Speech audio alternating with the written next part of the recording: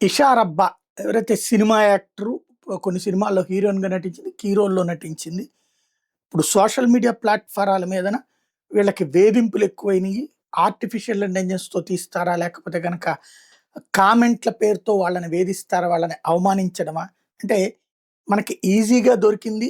లక్షలాది మందికి, కోట్లాది మందికి మనకి మధ్యలో ఒక అనుసంధాన వ్యవస్థ ఏర్పడేటప్పటికి ఎవరి మీద పడితే వాళ్ళ మీద ఎలా పడితే అట్లా ఏమైనా వాగొచ్చు. దీన్ని సమర్థించేవాళ్ళు కొంతమంది, వ్యతిరేకించేవాళ్ళు కొంతమంది. ఇది అసలోళ్ళు మనల్ని పట్టించుకోరు కదా! అన్నటువంటి ఉద్దేశ్యంతో నడుస్తున్నటువంటి సెలబ్రిటీల వేధింపులలో భాగంగా ఆమెని వేధిస్తూ అవమానకరమైనటువంటి పోస్టులు పెడుతూ ఉన్నటువంటి వేళ విసిగిపోయి తాజాగా పోలీస్ కంప్లెయింట్ చేసింది. సంబంధిత వ్యక్తి మీద చర్య తీసుకోమని కోరింది. దాంతో పోలీసులు కేసు నమోదు చేసిన తర్వాత చూస్తే అది ఆర్టిఫిషియల్‌గా అంటే ఎవరో క్రియేట్ చేసింది అన్నటువంటి విషయం తేలింది. అది అసలు వ్యక్తి పేరుతో గాకుండా ఏదో కొసరు వ్యక్తితో. ఇప్పుడు ఎవరు ఆ పోస్టులు పెడుతున్నారన్న దాని మీద దర్యాప్తు చేస్తున్నారు.